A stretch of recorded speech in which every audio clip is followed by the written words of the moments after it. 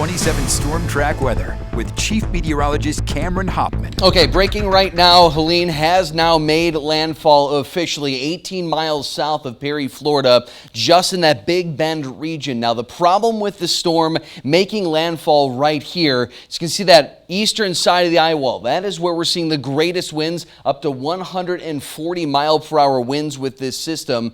And as that storm pushes northward, it will gradually weaken. But over the next several hours, this is still going to generate winds in excess of 100 miles per hour, dump more than a foot of rain in some spots, and not to mention, it's that storm surge that is bringing the greatest concern to the Florida Gulf Coast right now, up to 20 feet. That is the type of storm surge we're dealing with. That is catastrophic, potentially deadly conditions on the Gulf Coast right now. Right now, here at home, a very different story. But the remnants of Helene could actually impact our forecast later on this week. For now, however, it's quiet. It's 58. It's calm.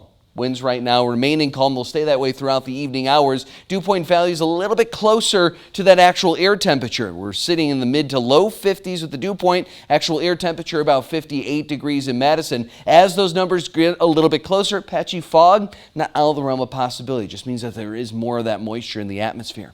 Baraboo 60, 57 right now in Montello. The next several hours, temperatures on that gradual decline, back down toward the mid to low 50s across the region. We pick that future track back up, looking at a pretty decent forecast tonight, that we do see some cloud cover move into the region. Now, this is not necessarily associated with Helene, but it is some light clouds slowly being pushed northward as our high pressure system that's kept things so clear, so dry for us, slowly kind of meanders away from our region because of that strong low pressure system making landfall. 51 degrees will be your morning low temperature in Madison. Not a bad start to the morning. With those temperatures, the low 50s, 57 degrees right around 8 o'clock in the morning. As we move through the remainder of the day tomorrow, sunshine and plenty of it. Though we do see some added clouds during the second half of the day. Notice afternoon high temperatures reaching those mid to upper 70s. I'm anticipating a high temperature of 77 degrees in Madison tomorrow afternoon, which will set the stage for an absolutely gorgeous end zone tomorrow evening.